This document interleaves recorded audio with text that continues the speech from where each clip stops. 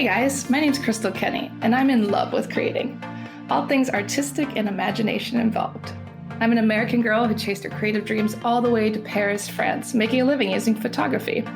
This podcast takes you inside the stories of all the artsy folks I've met along the way and gives you that extra push to discover your creative gifts. The desire to create is deeply inside each and every one of us, and I give you the tools and inspiration to find a new way of living a more creative life. This is La Vie Creative, the podcast.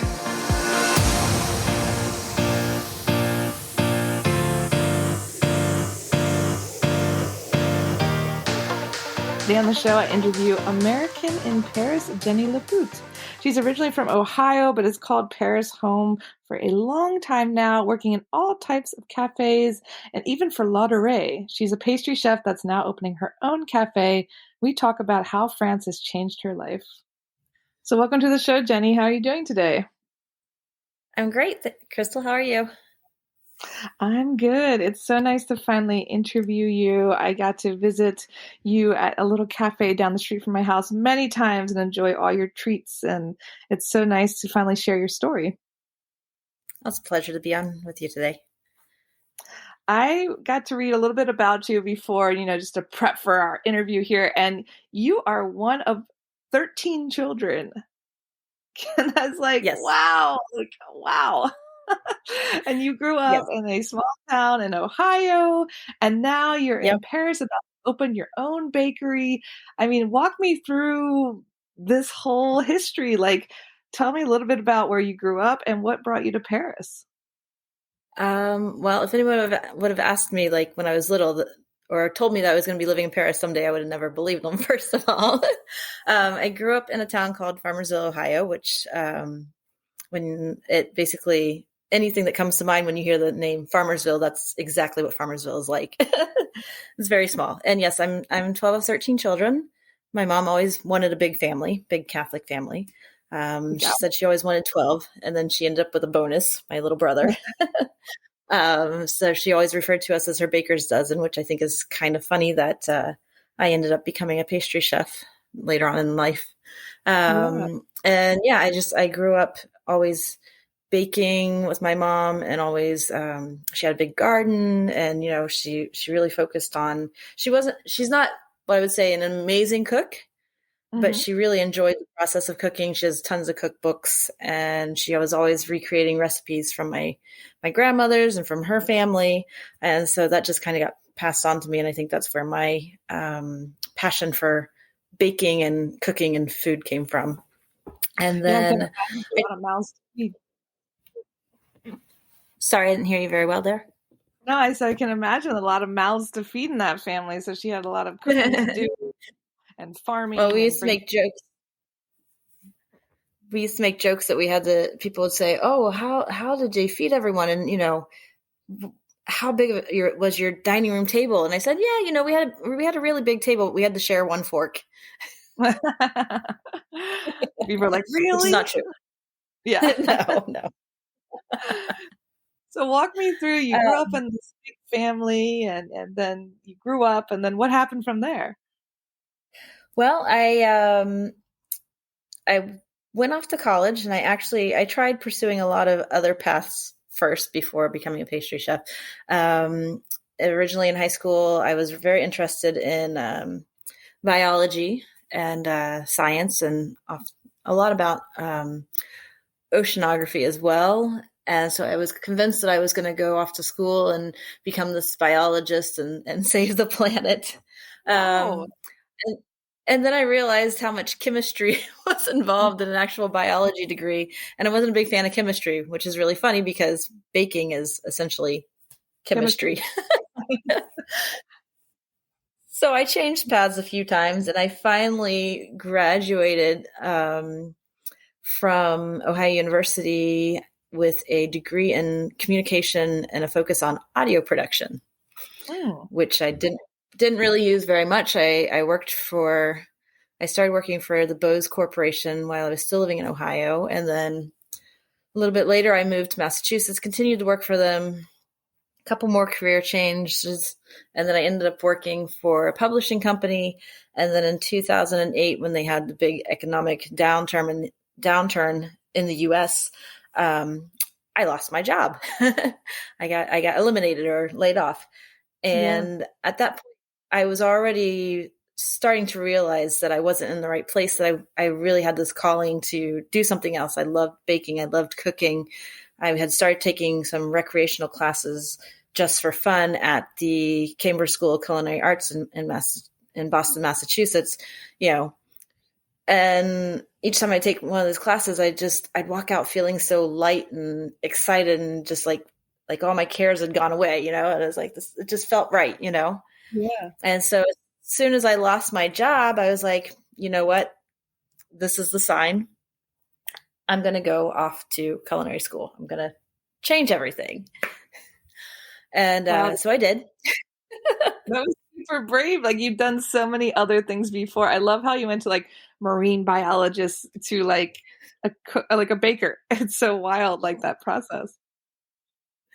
Yeah. Sometimes I think it's amazing that I even got here. Just all the different detours I feel like I took.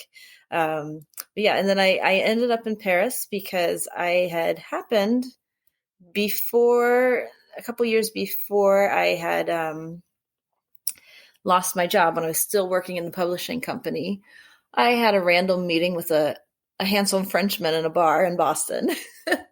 Hey. who is now my husband.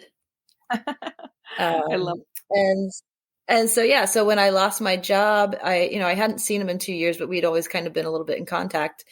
And I hadn't even ever been to Paris. And so I got in contact with him because I thought, you know what, here I am. I'm going to change everything. I'm going to quit my job. I'm going to become a pastry chef. I'm going to recontact this French guy. Why not? You know, it basically was putting all my cards on the table. And so you contacted him and he was like, come on over. Well, yeah, I contacted him and I told him that I'd lost my job. And he said, "Oh, I'm really sorry for you, but I'm sure you're gonna figure something out." And I said, "Yeah, I am. I'm going to culinary school. I'm gonna go learn pastry." And he's like, "Oh, great. Maybe someday you'll be able to come work in Paris." And I said, "Well, I'd love that." And I said, "I'd love to come visit you." And he's like, "Well, that would be great." And so I started culinary school in January, and then we had a spring break in March. And in March, I made my first trip to Paris to see him and to. Exactly. The rest is history. So from the start, was there like a romantic vibe between you, or was it more like a friendship? Oh no, there was definitely a romantic vibe, but it was one of those, how is this ever going to be possible? Because he was just actually in the US for a training program for his work and just happened to be in Boston for the weekend. Wow. And we spent the weekend together hanging out, and then we exchanged contact. And then at the time he was working in London. So I went to visit him in London later that year. And then we didn't see each other for about 2 years. Wow. And then we just reconnected. And now you're married. I think that gives hope to a lot of women who are dreaming of meeting a French man. You can do it. And so you moved to France and tell me what happened. You arrived, you started going to school. Was it difficult? Well, when I arrived here, so I finished my pastry training in Boston. I did work a few jobs there. My first job out of pastry school as an actual pastry cook, which is like the lower level of pastry chef, was at this great coffee shop in Harvard Square that unfortunately it was open for about 10 years and then they closed it recently. It was called Crema, where it was like one of the first specialty coffee places in that area. And everything was made from scratch in the kitchen for their sandwiches, croissants, focaccia. Even we had made this maple caramelized bacon that they put on the egg salad sandwiches, the caramel syrup that went into the caramel lattes. Everything was made in the kitchen. And it was really an eye-opening experience for me because it was my first time going from being like a home baker and like, oh, look, I made some muffins for my friends or something like that, to seeing things like produced on like mass scale. Yeah. Even though it wasn't that big of a cafe. But even at that time, my sight was set on finding a way to get to Paris. And so I did 2 internships in Paris, 2 summers in a row. The first summer I came over and worked in the pastry kitchen at the Café de Commerce, which is in the 15th arrondissement. Very beautiful old style restaurant from the 1920s that's owned by a lovely couple, Etienne and Marie. And Mhm. so they very graciously took me in and let me work in their kitchen for the summer. And I didn't speak any French. Um, and I had this young guy who worked in the kitchen, in the actual savory kitchen, that was sent upstairs to work in the pastry kitchen with me. And we had some really funny experiences trying to communicate with each other. But it was really great, and it allowed me to spend time with my husband, and allowed me to have something on my resume saying that, I had worked in France. And then we're still trying to find a way for me to legally move to France. So the following summer, I had some contacts that got me a internship at Lepoutre, which Nice. was a really wild experience Yeah, on a what was that? whole nother level. So at the time, the pastry production kitchen, or the laboratoire, as they call them in French, was underneath the shop on the Champs-Élysées. Wow. And it was like basically this maze of tunnels underground because everything was in the basement. Wow. And you had separate kitchens for different pastry productions. And the idea is during the summer when I was there, every 2 weeks I got moved to a new kitchen. So I basically got to learn everything. And each kitchen had its own start time and it had its own keep. And so it was really cool to kind of see how everything was done, and also just done on such a massive scale, because then basically everything was prepared there and then either sent upstairs to the shop or dispatched to their other shops throughout Paris. Wow. And then at the end of my internship, they actually moved the production to a much newer facility out in Rungis, which is in the southern, or no, Morangis, which is near Rungis, where the big food halls are. Yeah. They moved everything further out because it was newer, more modern, less expensive. And so they no You longer were have the production basically facility. you were in like a cookie dungeon. You were underground cooking cookies. Yeah, it was wild. And the craziest part is there was 2 weeks where I had to work night shift. And I had a friend of mine said, "What, night shift? Why would you have to work at night?" And so Yeah. the night shift started at about 10 p.m. I think it was 10 p.m. was when I had to be there. Wow. And it would continue until we finished work, usually around 6:30 or 7 in the morning. And I Wow. told her, I said, well, think about it. When you're walking around the city, if you happen to be walking around the city of Paris by 7 or 8 a.m. in the morning, which I often am because I have to get up early for most of my work, you can smell croissant. Every time you walk past a boulangerie, you can smell it baking. And I said, how else are you going to have a fresh, hot croissant at 8 a.m. if somebody's not working overnight? They don't make themselves. Yeah. Yeah. So a lot of And then I times said, those yeah. you guys are working at night. So Your night. yeah.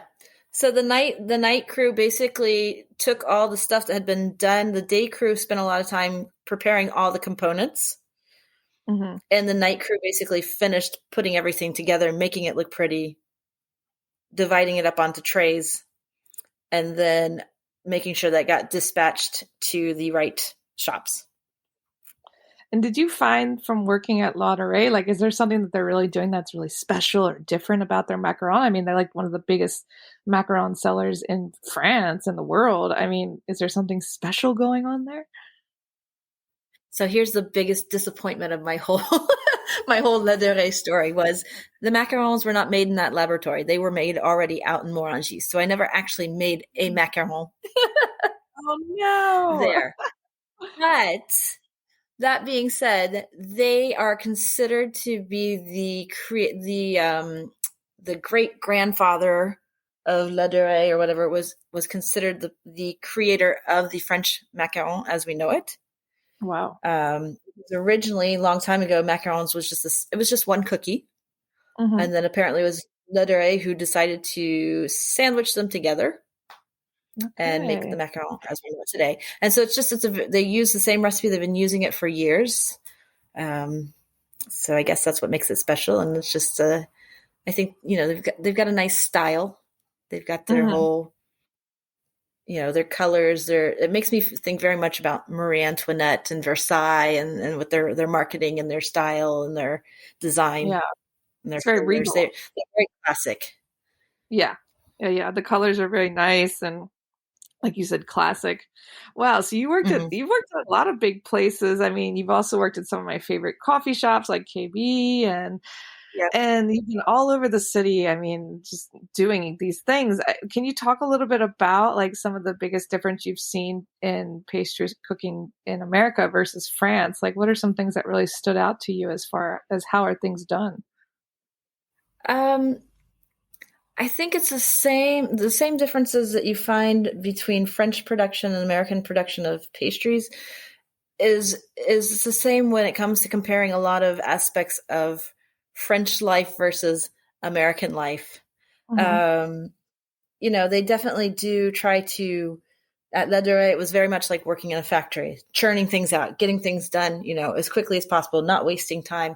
But the one of the things that I loved was during the night shift, we were um, assembling the Isfahan macarons, which are it's a red macaron. It's got a little bit of rose flavored cream, fresh bits of lychee in the middle, and then the outside is lined with fresh raspberries, and then you sandwich it all together, and then you have to put a very tiny dot of glycerin so it looks like a water bubble, and then a rose leaf, and a little etiquette that goes on that says Lepoutre on it, and so Hmm. it's just how they teach you like make sure that all the macarons are turned so that where they were finished piping the outside of the shell, they call it the key basically. So make sure they're all turned in the same direction so they're all uniform. And Mm. then I had all these boxes of raspberries, and they're like, I came up with this phrase, le plus belle or le poubelle. So I like. choose choose the nicest raspberries. Only use the most perfect raspberries on the Isfahan. Or if they're not perfect, you put them into a bucket and then they got turned into raspberry sauce. Wow, I'm glad I didn't waste them. No, no. And then one of the other things that I was impressed by was when I was working in the kitchen. Trying to remember the name of the kitchen. The kitchen was called Daycare, and it was basically where they did all the fancy pièces montées, the wedding cakes, or if sometimes when you go past the Lepoutre shop, you'll see they'll have the pyramid of macarons, and Hmm. oftentimes there's actually fake macarons on the pieces that are in the window, so Yeah. it's just made for display. And so I learned how to cover the cones with royal frosting and then how to put the toothpicks in, how to hang the macarons on them just perfectly so that they all touched and there was no gaps, and do all the piping decoration. And one day when they were first teaching me how to do the piping, they gave me a piping bag and I started to fill it with the frosting. And so, in the US, they tell you, my chef told me, oh, fill it up as full as you can. And that way you don't have to keep refilling it. So I grab my piping bag, I start scooping frosting into it, and the chef comes over and he grabs my hand and he stops me and he goes, "What are you doing?" No, no, no, Oh. not like that. He says you're gonna hurt your hand. And he squeezed half of it back into the bowl and he goes, like this. And I was like, Well, wow, respect for yourself. This is great. respect for yourself. This is huge. Yeah, yeah. Like he's thinking about, I mean, it's important to be efficient, but also not to the point of like ruining your hands. I already have problems with carpal tunnel, and so for him to Yeah. say like, "Don't overfill that bag. You're gonna tire your hand out, and then you're not gonna Yeah. do a good job." Yeah. Whereas in Yeah. the U.S., they're like, "Fill it full, get the job done as quickly as possible. Yeah. Get Don't to take work, time you to robot. refill." Yeah. That's crazy. I love that. So from, working so long in France now, working for all these amazing places and shops and cafes, I mean, what are some like misconceptions you think people have about French cooking or French pastry? What's something you wish people knew? Oh, gee. Um, I think maybe a lot of people think that it's stuffy or that it's complicated Hmm. because it looks very fancy. You walk past a French pastry shop and you see all the little cakes. They look like little jewels or little Yeah. gifts, little presents. They're works of art. Um, Yeah.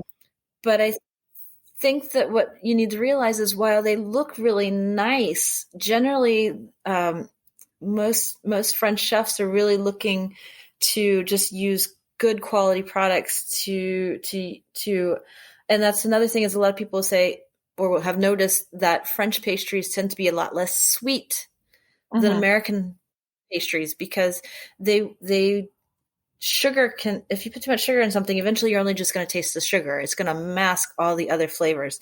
And so I think the difference between French and American is that the French pastries they're less sweet, but that way you taste more of the actual flavors.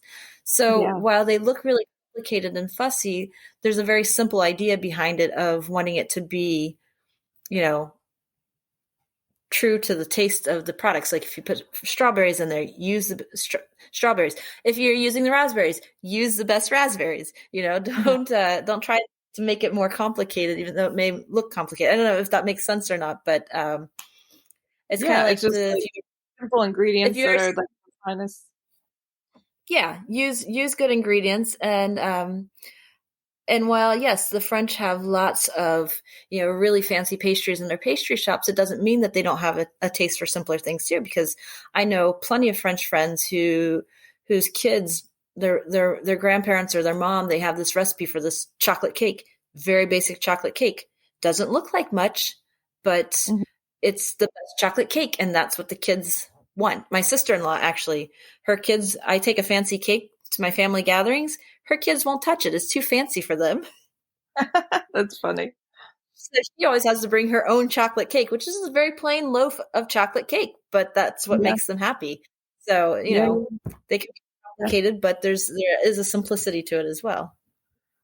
And what are some of the challenges that you face on a daily basis as a pastry chef? Like, what's some of like the hardest part of your job? Ah, hardest part of my job. Well, there's quite a lot. Sometimes I Publish feel that. like yeah, I feel like pastry chefs don't always get taken as serious as a savory chef. Hmm. It's considered more like I love it when people ask me, "Oh, you must love watching the Meilleur Pâtissier." It's like the top chef. Well, not really. It's like the top Hmm. chef of pastry chefs, but it's not because I feel like it's very dumbed down. They're all wearing QC aprons. All the appliances are pastel colors, and there's some really talented people on there. But I feel like they make it seem like these people don't have any, Skills. amazing skills. It's just like, oh wow, you've been playing at home and now you've made this wonderful pastry. Whereas it's just as can be just as complicated and rigorous as Yeah. being a chef who in a regular kitchen and making pastries. And it's true that anytime you work in any kind of restaurant, and I've experienced it here in France and in the US, is like you'll have this big, fancy kitchen and the pastry team gets a corner. Yeah. But I do understand because I mean the pastry is not everybody orders dessert when they go Yeah. to a restaurant. It's a much smaller margin of the profit of the restaurant, but it's funny. I always feel like we kind of get shorted a little bit. Yeah. Yeah. And it's funny you say like that people think being a pastry chef is like the easier thing. I feel like it's the more complicated thing. I mean, it's more of exact measurements and there's a Yeah, it's lot more more. precise, Yeah, it's very definitely. precise. Yeah. That's interesting. And now that you've worked at all these famous restaurants and all these wonderful cafes, you are finally opening your own cafe. We are so happy for you. Talk me through like that process. Like, what is it like to open your own cafe in Paris? Um, it's challenging. You cannot be. It's not for the what do they say, the faint of heart. Yeah. There's a lot of bureaucracy to start with, as with a lot of processes in France. You've got your paperwork, your regulations. I've been looking for a little over a year now, just trying to find the right location. I've Hmm. visited lots of spaces, and you know in Paris, there's lots of old buildings. So there's lots of different configurations, and the majority of shops, bakeries, and things like that have, much like the labo at Lepoutre, their kitchen is in the basement or the sous-sol. And I absolutely wanted to avoid that because I'm going to be working in the kitchen, but I'm also going to be owning the shop, and I want to be connected to my team. I want to be connected to the clients. I absolutely wanted to have a space where the kitchen could be on the same level as the service space and not be working down in the kitchen or having any of my employees working down in the kitchen. So that was the first challenge, was finding the right space, finding the right neighborhood that I feel that, will be successful in. And then just all the hoops that you have to jump through with getting, you have to create the business, you have to do all this signing. And so I found the space at the beginning of September. We signed in December. I'm hoping that we're going to be open by March if all goes well.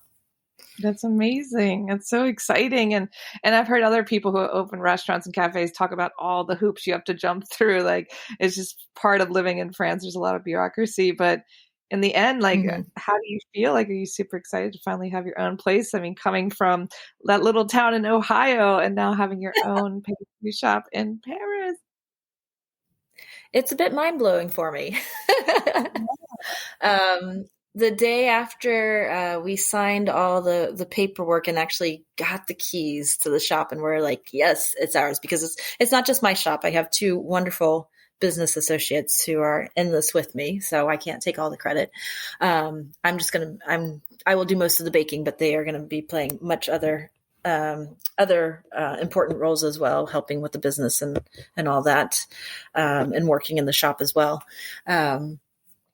But it's just kind of mind blowing to think, like, I actually think from a very young age, I remember playing like restaurant when I was younger and always thinking how cool it would be. And even when I went to culinary school, I remember telling the admissions lady that I talked to, because they ask you, like, you have to do an interview. What are your plans? And I said, someday I'd love to have my own cafe, my own little bakery shop or something like that. So it's always kind of been this dream of mine. And, fortunately, I've been in France long enough that I've gotten used to how things move here, and I've gotten used to the bureaucracy. So I didn't get too frustrated, while my business partners were a little bit more frustrated by some of how things were going towards, getting everything settled.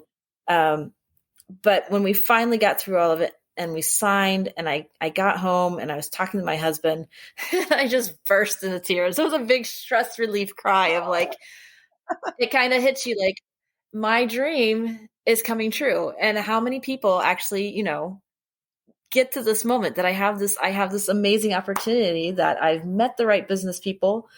I've found the right location.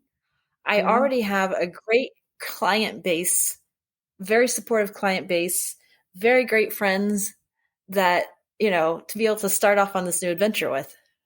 Yeah. I mean, it's super exciting, and you've taken all the steps to get there. It's been nothing but work piling on top of other things. So it's like it's all come together to put you right where you are. Well, and it's not done yet. It's going to be even more work. Yeah, of course. Do you have a name yet? So it's going to be called 12 Pastry and Cafe. So it's a bit of an homage to my family position. So everything kind of comes full circle there.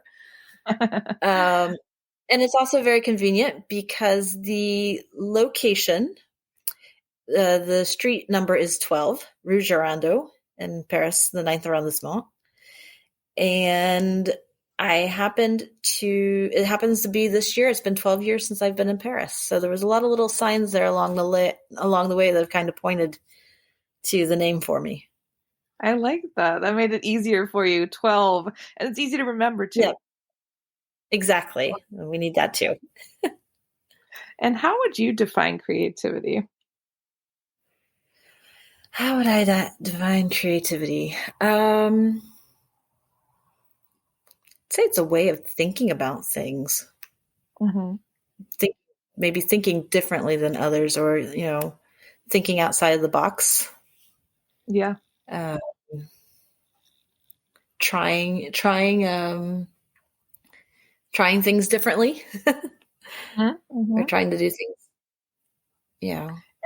As somebody who has like bounced around, you've done several different jobs, you were figuring out, what you wanted to do. Do you have advice for other people in the same state that are trying to discover their passion? Like, what would you say to them? Take the leap. I like it. Yeah, take the leap. It's scary.